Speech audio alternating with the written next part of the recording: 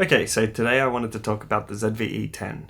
The reason I think it's really interesting is because it falls right between two cameras that I own. Before we start, I am going to say all of the things that I'm going to mention in this video were bought by me. Nobody sponsors me, nobody knows me, nobody talks to me. I've got like 13 subscribers, for God's sakes. I'm going to try to make this video kind of like an aggregate of all of the information that I found from all of my favorite YouTubers that I think have done a really good job of covering this camera. I don't have access to the ZV-E10 through some pre-release or anything.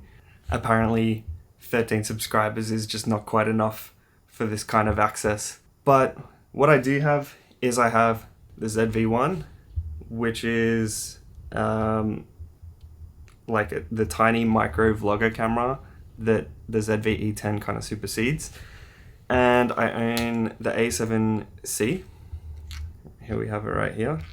And this is the full frame camera that is probably sitting on the other side and greatly inspires the ZV-E10. And I own a truckload of Sony lenses, which you'll see over there, mostly G Masters, kind of everything that I thought was good and worth having. I just bought it. So I've spent like $40,000-ish probably on camera equipment, which does make me a crazy person, but I thought that it was cool, so I just did that.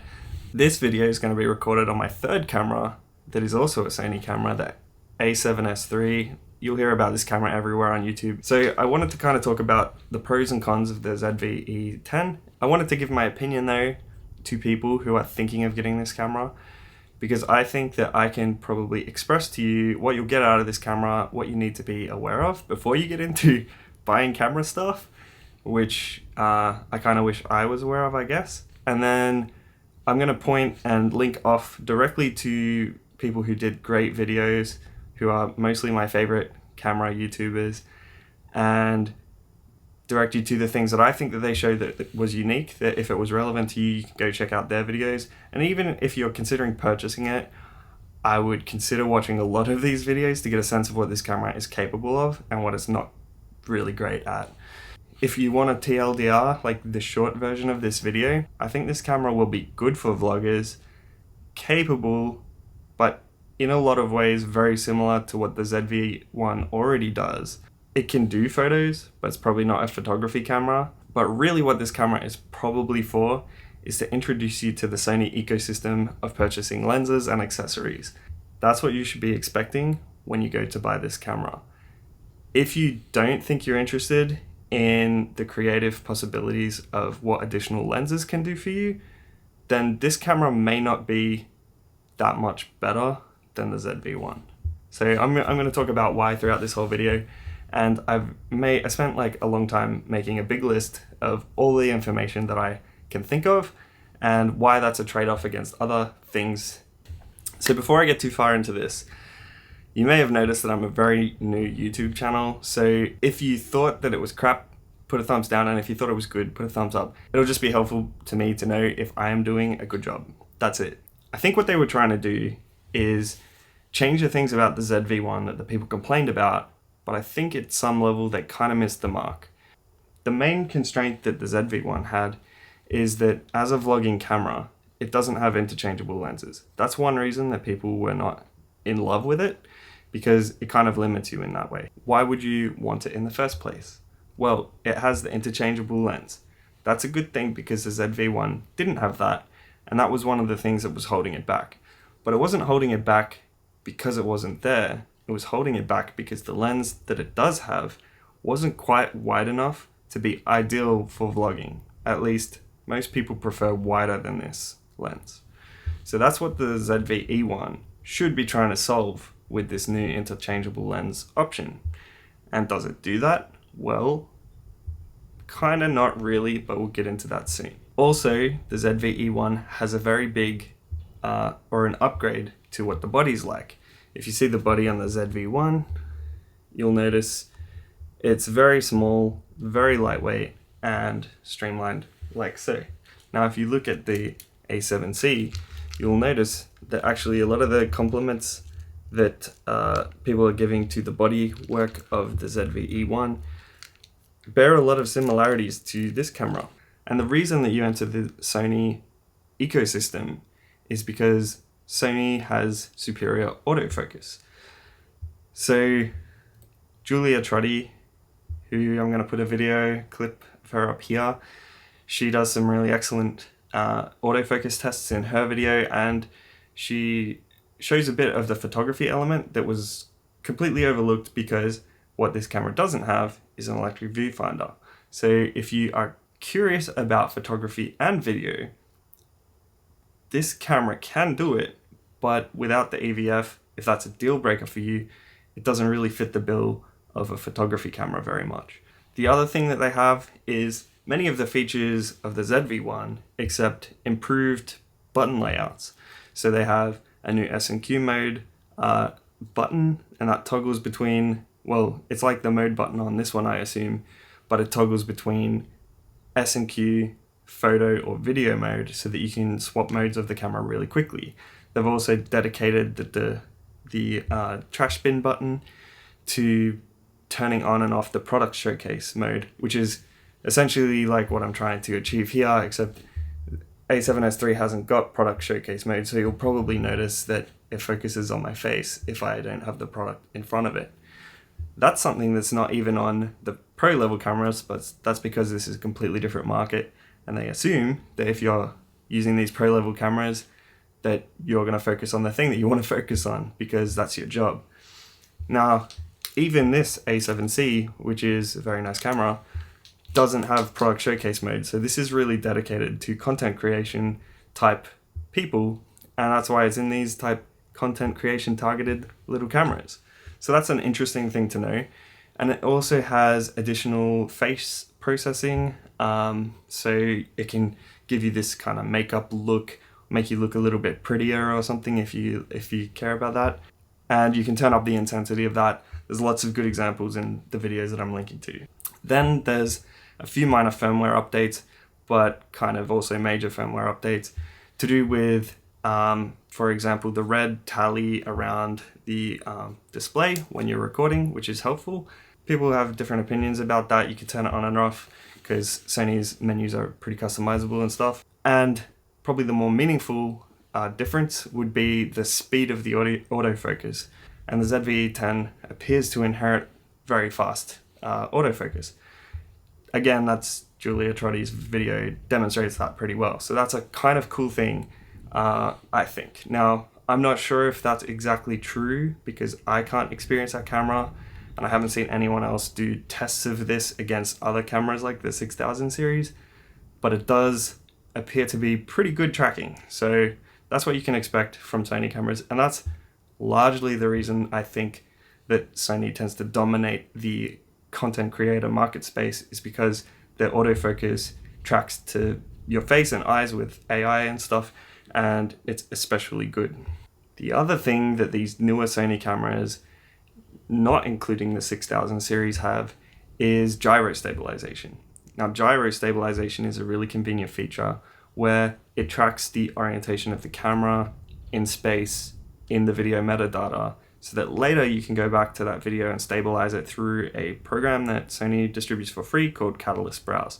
So in post-processing, you can actually reprocess the video to try to make it more stable, and it's more accurate than trying to use some sort of warp stabilizer or something in your editing software, or any kind of stabilization that's software oriented, because it's using extra physical data from the device itself to get that stabilization accurate.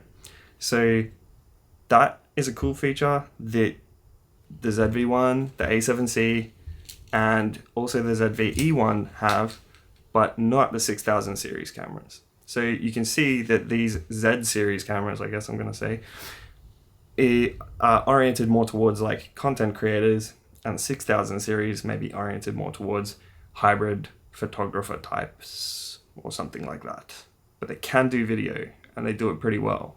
So just before I forget, iPhonedo did a really good example of using Catalyst Browse image stabilization against the active stabilization that they feature in this.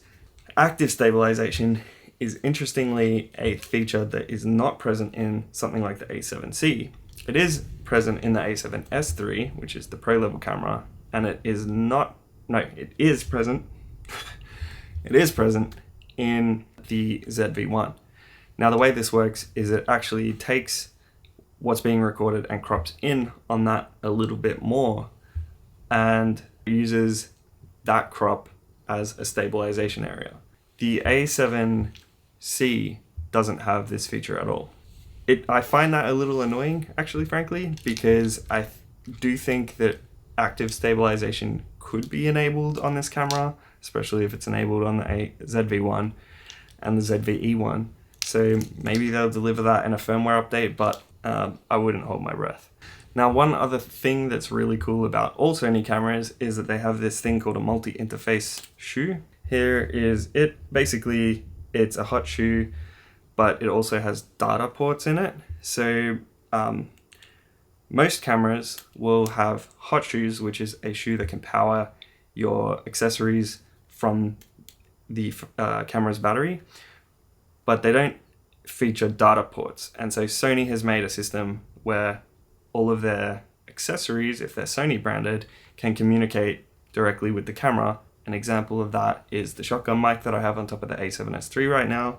This is a digital microphone, and it's recording straight onto the A7S III through its multi-interface shoe. So that's an example. You'll notice, obviously, there isn't any special cables or anything other than the foot of the accessory itself, and that is actually what makes that kind of special.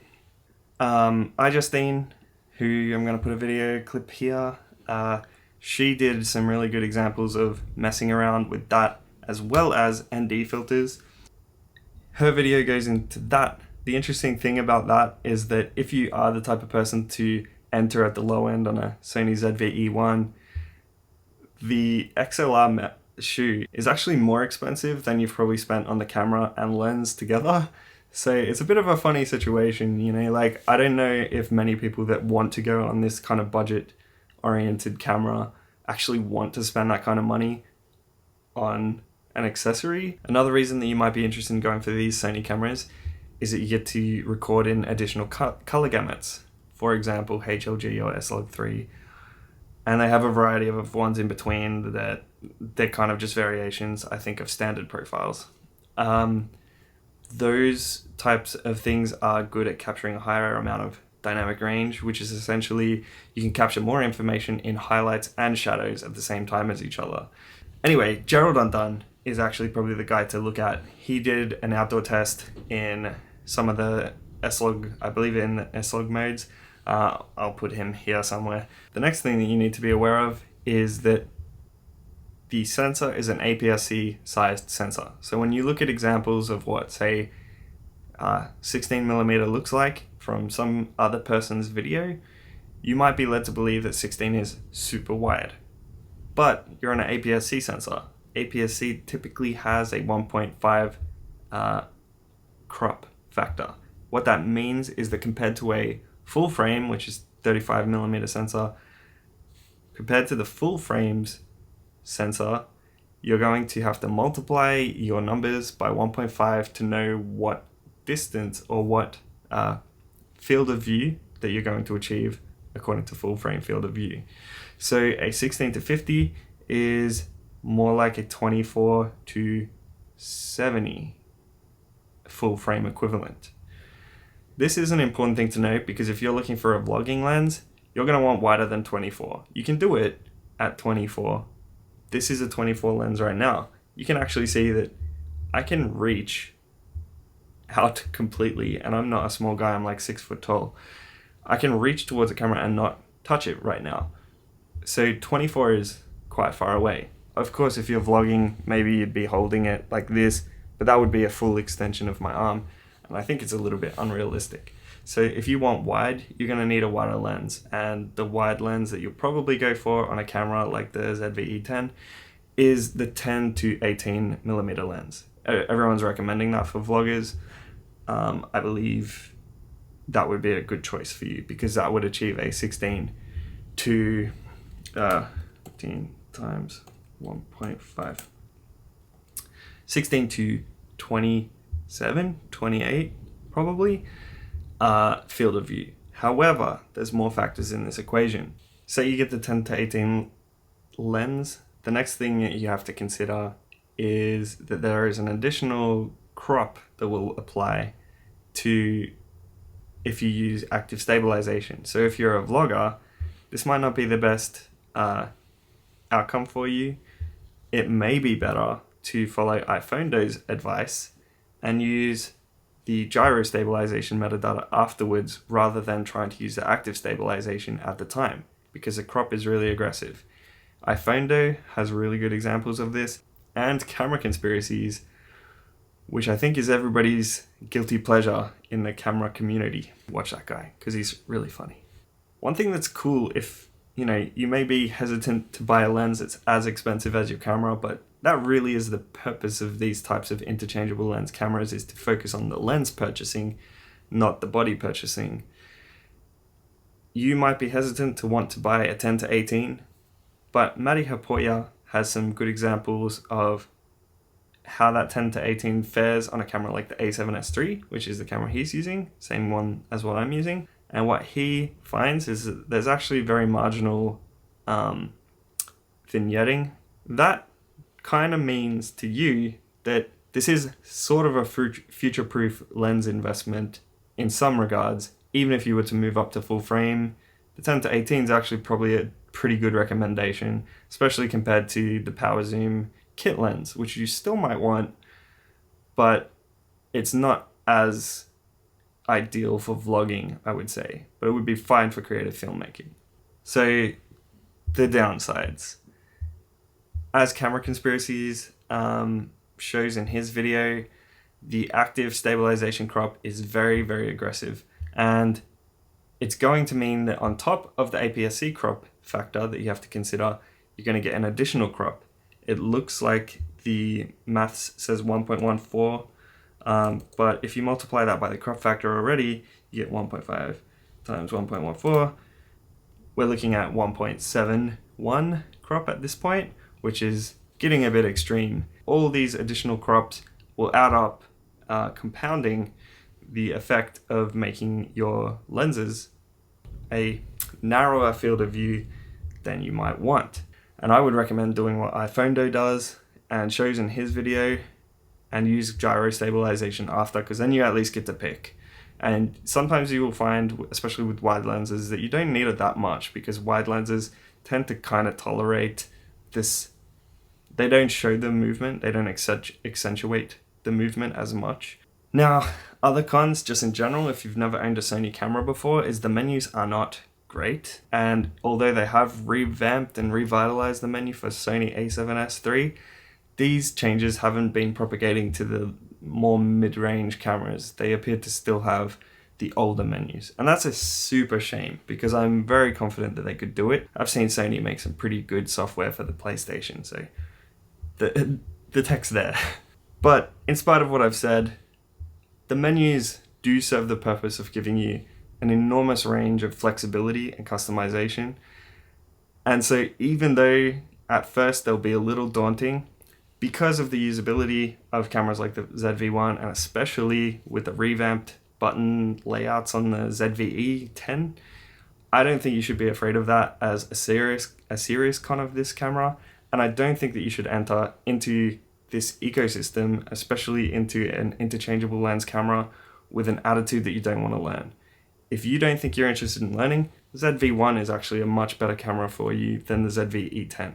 But if you are interested in expanding your knowledge and leveling up and improving your camera skills and learning from this purchase, well, that's where this camera is really doing you a lot of favors, because it gives you an enormous amount of customization and flexibility, unlike what just a few mods for your phone would do for you. Another con is there's no viewfinder, so that makes this less good in that regard for photography. If you like doing photography with a viewfinder, most people do. If you do want that, I would encourage you to look towards the 6000 series rather than this camera. Even though this camera looks very capable, the 6000 series will also be very capable for video and vlogging if you want to get into that as well. There's no ND filter in the ZV-E10, but there was in the ZV-1. Now, what the ND filter does, okay, let's go, we'll do the fastest possible lesson of this. You see this blurry background? We call that bokeh.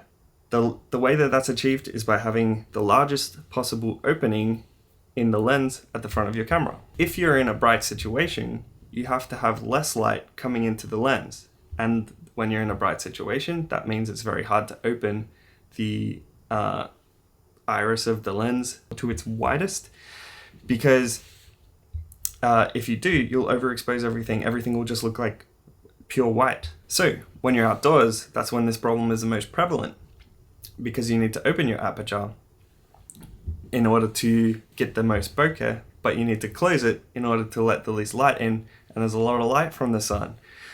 So the way that we handle this is by essentially putting a little filter that's like a sunglass, a single sunglass, over your lens. This one does it in the body between the lens and the sensor, but others can do it, well, I assume it does actually, and then others can do it by screwing something onto the lens, like on the front. In fact, I have a sensor, one right here. Here's Peter McKinnon's variable ND, and this, I guess if I just place it over this lens, you'll get a sense of what it does. See how it made everything darker? It's like sunglasses. This variable one has different amounts that it can let light in or out. So as I close it, things get darker. As I open it, things get lighter. So this is the kind of thing that you would need to get more bokeh if you don't have an ND filter built in. And if you don't, which you won't, then you're going to need to purchase something like this. The Peter McKinnon one goes for about 250 American dollars. It ain't cheap. So, and that's for a variable one. And there's 2 tiers of this. So if you want both, that's basically the price of your camera again. This is the kind of thing that is a recurring theme. If you're getting into camera equipment and you want interchangeable lenses and you want all the sweet features, you start going down this road of making a purchase many times over. The next downside that I again think makes it a little bit of a tricky choice for vloggers is that it has a really slow sensor readout. Now, what this effect is called is rolling shutter, but essentially you will notice a jello-like effect really dramatically if you do like whip around movements and stuff. But that occurs because the sensor, which is having, you know, the light from your lens projected onto it, has to read all the pixels in a line, and it does that pretty much like it's reading paper really fast. And what occurs is that the pixels at the bottom are newer than the pixels at the top. And so when you whip, you'll see so the bottom stay in place and the top moves, and all the vertical lines like trees or fences or something, they start going like this as you move. And actually, Potato Jet also had a really good segment completely dedicated to this. However, right after that, he also had a segment of just how good an experienced person can make this camera perform. And he did some really good B-roll, I would say some of the best. The next con, which is kind of not a con, but you're signing up for extra post-processing work. This is the reason you get these cameras, is because it enables you to do things that you can't do on other cameras, and you're going to have to do a little extra work to get to that. So that means if you're using log profiles, you're going to have to use LUTs and stuff to get back to a corrected color before you apply creative looks. But it does give you more definition in the highlights and the shadows. So ultimately, you'll be getting this camera because you are interested in signing up to the Sony ecosystem.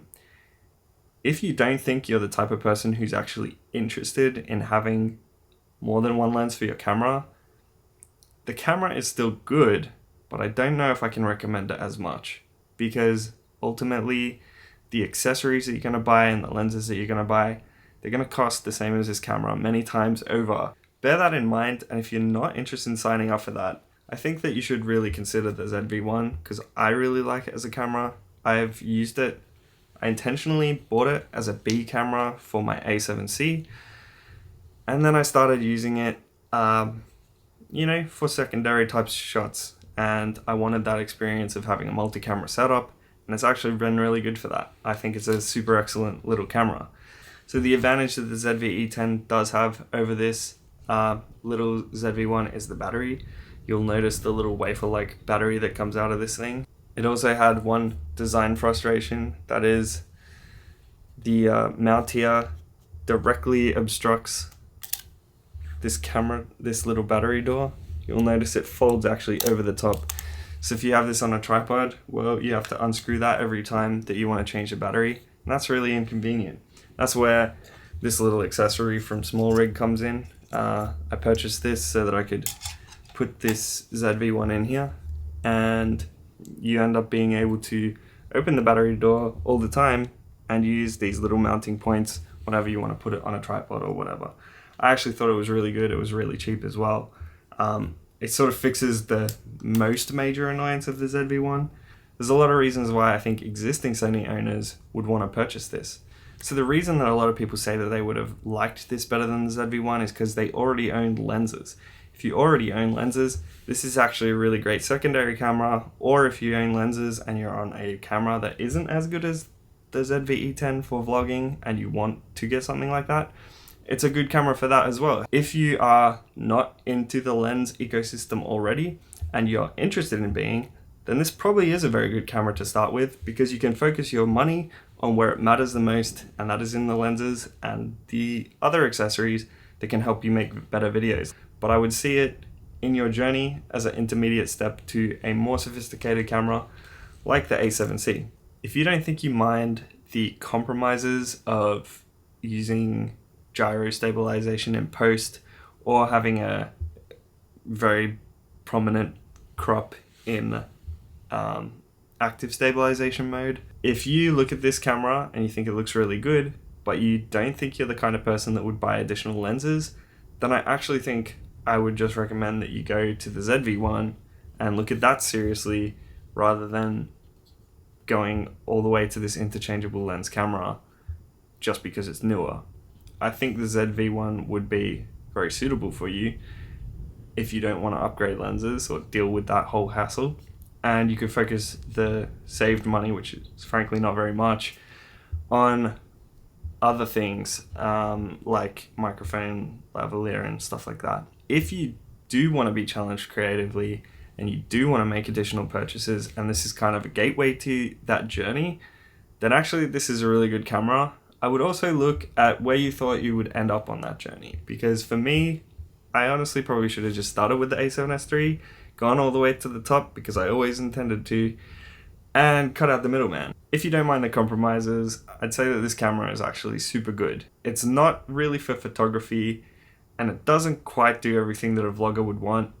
I really think Sony scraped in on the mark, but didn't quite nail it. Not like their A7S III, which is truly an unbelievable camera. So if you're already in the Sony ecosystem, you already own some lenses or accessories or something like that, you're looking for an upgrade somehow to this camera, I don't know what camera you'd have to be coming from, maybe like a 6100 or something.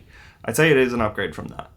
I would also say if you are looking for a B camera, or it would mostly be stationary, it'll be excellent in that use case.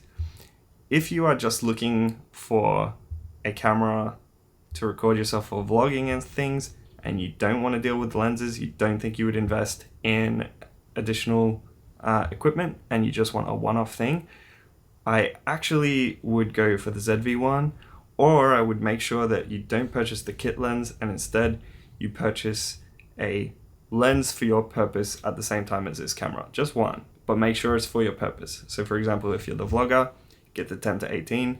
If you're going to do more creative stuff, maybe the kit lens will suit you, or you could get a nicer, equal to the kit lens type of thing at the time of purchase rather than later. So that's where I end up. It's good for existing Sony people. It's interesting for new people. It gives you an interesting choice other than the ZV-1, which was already a good choice. If you're thinking about this one and you're not sure, I would look up the range as well towards the A7C. I think this was an excellent starting camera for me. I learned so much from it. It's still my preference for photos. Last thing that I would say that you should consider, given that this has such an intense crop, I would say that this Sony vlogging handle is cool in some ways. I like that it's a wireless remote. I like that it has zoom in and out, and that other features, especially of the ZV-E10, are really compatible with this. If you already had it or you wanted to purchase it for those types of reasons, like remote turning on your recording of your camera, things like that, it is really cool. I like it a lot, but it is quite expensive.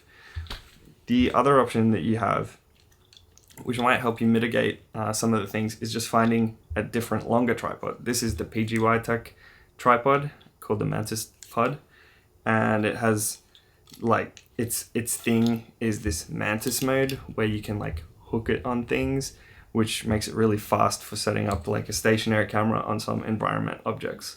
So I found that even places around my room that I could just like hook it onto and set it up for a B shot, which I thought was really cool. It has like an extended mode where you take, here, I'm just gonna demo this really fast. Has an extended mode like that, where you can mount your camera on here and hold it out from yourself. And that way you can get more distance and deal with your intense active crop by just holding the camera further away from yourself, which is the solution in this case. And that's perfectly fine on these lightweight cameras, like the ZV-E10 and the ZV-1. So if you're looking for vlogging, I would strongly consider getting a pretty long tripod of some kind. This one's cool, others are cool, do what you want. I think that's it. I didn't organize this well. It was a long ass video full of a lot of information. I hope that didn't hurt too much. I do intend to do more stuff of this in the future, especially regarding all of my camera equipment, because I might as well, because I already bought it. But before you go purchasing, I really recommend that you look at a lot of the examples that I've put in this video. They're all really great videos. They'll take you through the features, and you know, frankly, they'll make you want to buy it. But at the same time, I think you should be really practical about the things that you intend to do. If it's a stationary camera, you just want to have something that shoots really nice video and it sits on your desk and records you, or it sits on a tripod and records you, that's also fine, then yeah, 110% this camera is going to rock your world. I think it'll be excellent. If you're looking for vlogging, I think it can be good. I think you want a long tripod or handle extension thing, just to make up for that active stabilization crop if you're going to try to use that. Otherwise, use gyro stabilization, avoid the whole problem together, and get the crop that you actually want. Use wide lenses as well, because wide lenses kind of mitigate the issues of having like a lot of shakiness. The wider the lens, the slightly less shaky you'll notice it to be. Bear in mind that there's an APS-C crop. The crop of APS-C is typically something like 1.5 or 1.6. So if you're getting a 16mm lens, multiply that by 1.5, you're going to find that that's a 24mm equivalent lens. So you might want something wider, like the 10 to 18 APS-C lens, which will effectively give you the field of view of a 16mm lens to 27 or something, or 28, which is both pretty wide, but the 16mm is wide enough to film yourself at arm's length. 28mm is more like wide enough to film people in a room that you're also standing in, a room probably about this size. So hopefully that gives you kind of sense of what's going on. This is a really long recording. I'm gonna have a nightmare editing it. But I hope that this aggregation of information is kind of helpful to you. Please give me some kind of feedback. Yeah, if you had any issues with any of my information, correct me, feel free, so that other people don't make the same mistake I did. And if you already have this camera or something like that, and you just want positive reinforcement and that's why you watch this video, tell me what you think about it. I'm probably not going to get it. I probably would have got it if I didn't get the ZV-1, because having a second body to just throw an existing lens on is actually pretty mad, you know, like it's really convenient, kind of helpful, gives you a second angle, keeps the interest up. Thanks for watching all the way through, or thanks for watching at all, you know. Go check out those other YouTubers, give them some love. They're much more talented and experienced than me. If you like what I'm doing here, subscribe. Thank you for watching. Thank you for that big thigh slap.